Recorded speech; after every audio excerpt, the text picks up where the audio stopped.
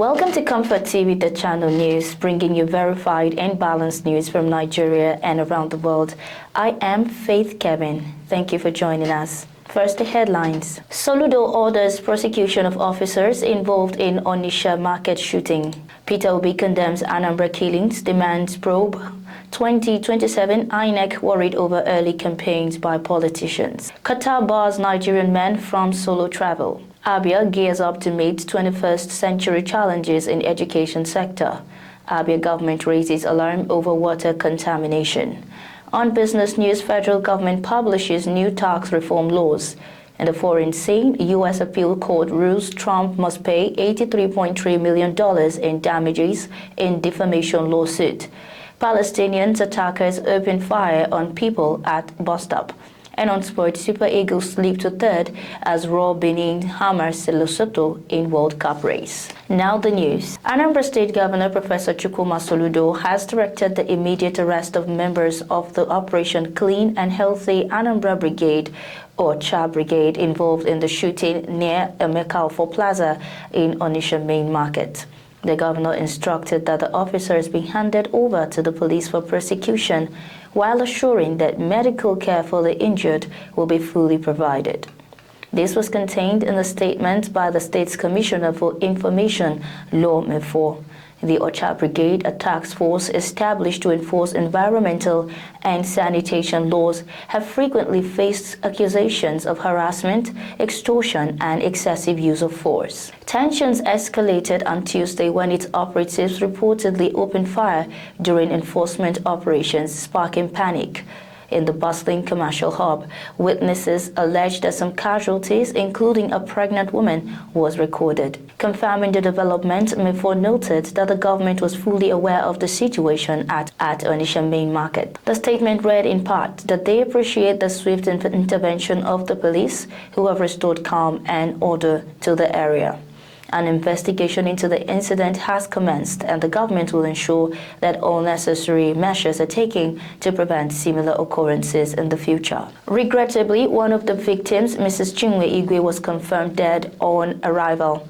Her body has been deposited at the hospital morgue for autopsy and preservation. The other victims are currently receiving treatment and are responding positively. Meanwhile, the governor has directed that the suspects be arrested and handed over to the police for prosecution and for the medical needs of those who sustained injuries to be taken care of. Meanwhile, normalcy has since been restored in the area by the police, while patrols and monitoring continue by law enforcement agents to ensure sustained peace. Meanwhile, the 2023 Labour Party presidential candidate Peter Obi has condemned the killing of traders, including a pregnant woman, by a state-backed security outfit in Onitsha, Anambra State. He described the incident as deeply touching and called for thorough scrutiny, proper reorganization, and strict accountability of security outfits.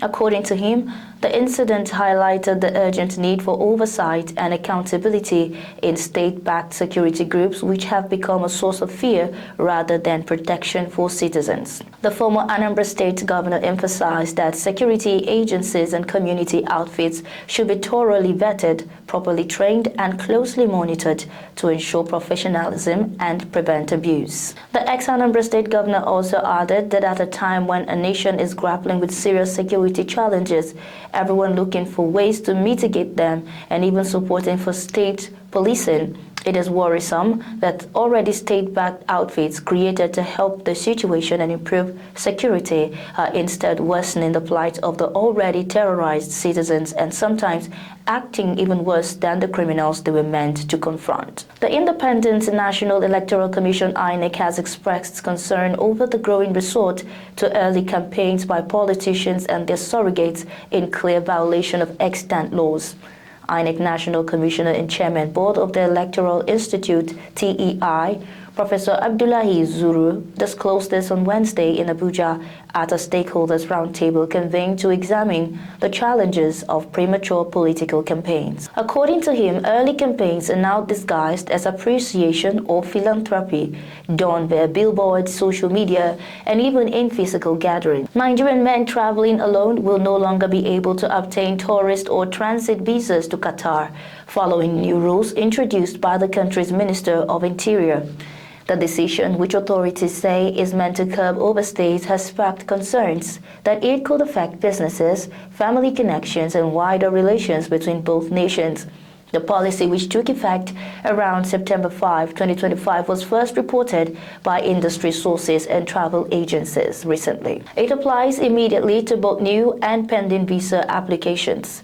Under the revised rules, only women of families are eligible to apply for visas, while men traveling independently are excluded unless accompanied by family. Applicants are also required to book a confirmed return transfer and secure accommodation only in five-star hotels before visas can be processed. For many Nigerians, particularly male business executives, students, and those using Doha as a connecting hub to Asia and Europe, the new rules comes as a major setback. Independent travel for men is cut off, raising costs and limiting opportunities for those who rely on Qatar as a transit point. Qatar says the policy is aimed at stopping overstays, but for Nigerians, the restrictions risk straining ties and cutting people-to-people exchanges. Male travelers in particular now face the burden of either cancelling plans or restructuring trips under stricter and more expensive outcomes. This is not the first time visa restrictions have caused friction. In 2019, then Senate President Dr. Bukola Saraki appealed to Qatar to ease entry barriers for Nigeria, while in 2023, former Aviation Minister Hadi Sirika urged for a fairer visa system. Yet the new rules appear even tougher, especially on Nigerian men. The Abia State government has reaffirmed its commitment to repositioning the education sector through a series of reforms and interventions recommended at the recently concluded Education Stakeholders Conference. The aim, according to officials, is to create and sustain a conducive learning environment that will make Abia a leading center of educational excellence in Nigeria. As part of this drive, the government recently concluded a 2-week intensive training program for over 4,000 newly recruited teachers, equipping them with the 21st century teaching skills. Posting arrangements for the new teachers were also reviewed to address concerns raised by some over difficult locations. Briefing journalists at Government House Umuahia after this week's State Executive Council SEC meeting, chaired by Governor Alex Oti, the Commissioner for Information, Prince Okekano, disclosed that renovation and construction works are ongoing in 63 public schools across the state. He explained that a recent facility tour confirmed significant progress, with projects at different stages ranging from block work to roofing and painting. Prince Kanu further revealed that based on stakeholders' recommendations, the state government is considering abolishing elaborate graduation ceremonies for nursery, non-exit classes, as well as the compulsory combination of textbooks and workbooks by publishers. Also speaking, the Commissioner for Basic and Secondary Education, Elder Goodluck Oboche, confirmed that the final posting list for the newly recruited teachers had been released after addressing complaints. He explained that some schools are located in hard-to-reach areas, but since children are in those communities, they also deserve education and teachers must be deployed there. Abia State government has raised alarm over hydrocarbons water contamination in Ohanso community in Ukwa East local government area of the state. The Commissioner for Information, Okekanu, spoke on this at a press briefing after the State Executive Council meeting, chaired by Governor Alex Oti in Umuahia, the state capital. Kanu explained that to avert the dangers in drinking the water, the government had set up an emergency management team to provide the community with portable water. The commissioner, who said the team is led by the Commissioner for Petroleum and Mineral Resources, Joel Obonna, assured that the government is investigating the matter. Contributing, Obonna informed that the alarm followed reports that substance suspected to be crude oil was seen in a newly dug well in the oil-bearing community. Obonna, who said preliminary investigation revealed the water is contaminated, added that the government had set up a committee to ascertain the level and the remedy. ComfortTV.channel news returns shortly with business, foreign, and sports news. Stay tuned.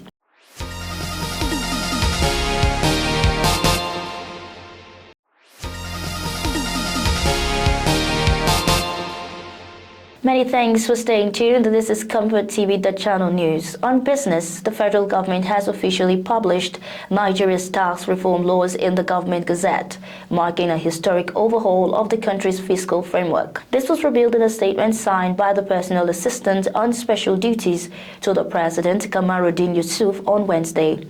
Signed into law by President Bola Tinubu on June 26, 2025, the reforms establish a new foundation for taxation, administration, and revenue collection. The four legislations are Nigeria Tax Act NTA 2025, Nigeria Tax Administration Act NTAA 2025, Nigeria Revenue Service Establishment Act NRSEA 2025, and the Joint Revenue Board Establishment Act JRBEA 2025. Small businesses with turnover under 100 million naira and assets below 250 million naira are exempted from corporate tax.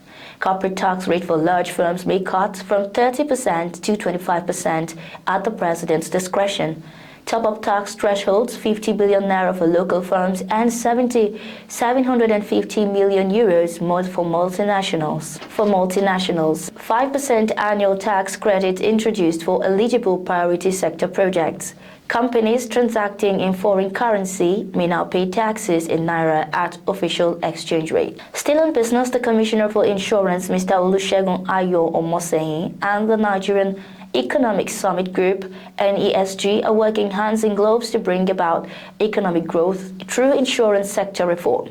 A statement from National Insurance Commission NICOM confirmed this development. This partnership was sealed when the Commissioner for Insurance received a delegation from the NESG on a courtesy visit in Abuja, as he expressed delight at the meeting, highlighting the long overdue collaboration between NICOM and NESG. Mr. Omoseyin underscored the insurance sector's critical role in Nigeria's economic growth and development, as he briefed the delegation on key sector developments, notably the enactment of the Nigerian Insurance Industry Reform Act (NIRA) 2025, which consolidates outdated laws and introduces landmark reforms. NICOM chief called for enhanced collaboration between NICOM and NESG on strategic initiatives, including data sharing, financial inclusion, expansion, and the establishment of an insurance working group within NESG.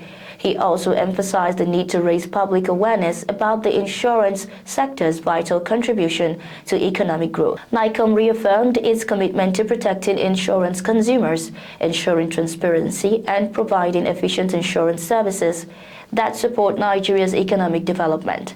Both organizations agreed to continue working together to transform the insurance landscape and drive economic opportunities for Nigerians. In the foreign scene, a federal appeal court ruled that U.S. President Donald Trump must pay $83.3 million in damages to writer E. Jean Carroll for making false statements and public attacks against her regarding Carroll's accusations of the president sexually assaulting her decades ago. The ruling upheld a civil jury's finding that Trump repeatedly attacked Carroll's credibility on social media through a smear campaign, with a three-judge panel of the Second U.S. Circuit Court of Appeal rejecting the president's appeal of the multi-million-dollar defamation award, saying that the jury's damages awards are fair and reasonable. Trump's legal team had argued that the $65 million punitive damage award was unreasonable, excessive, and pushed for a new trial despite the U.S. Supreme Court's expansion of presidential immunity. The appeals court, however, rejected those arguments, writing that the president's extraordinary and unprecedented false attacks against Carroll, 81, justified the steep award. Carroll's lawyer, Roberta Kaplan, praised the decision. During the trial, Carroll testified that she received hundreds of death threats after Trump spoke out against her. She also lost her decade-long career as an advice columnist at Elle magazine and was no longer invited to make appearances on television shows. Trump's public attacks against Carroll exploded after she released her 2019 memoir, which accused the president of sexually assaulting her decades earlier at a New York department store. Still on the foreign scene, Palestinian attackers opened fire on people at a bus stop during the morning rush hours in Jerusalem, killing 6 people and wounding another 12, according to Israeli officials. An Israeli soldier and civilian who was at the scene shot and killed the 2 attackers, according to the police. They were later arrested, and a third person in connection with the shooting was also arrested. Footage of the attack showed dozens of people fleeing from the bus stop at a busy intersection. The windshield of a bus was riddled with bullet holes and belongings were scattered across the street. The war in Gaza has also sparked a surge of violence in both the Israeli-occupied West Bank and Israel. Palestinian militants have attacked and killed Israelis in Israel and the West Bank, while there has also been a rise in settler violence against Palestinians. Paramedics who responded to the chaotic scene said broken glass covered the area and people wounded lay unconscious on the road and the sidewalk near the bus stop. Israeli Foreign Minister Gideon Saar identified the attackers as Palestinian. Prime Minister Benjamin Netanyahu arrived at the scene some 2 hours after the shooting. Netanyahu was supposed to be in court on Monday for his ongoing corruption trial, which was delayed due to the attack.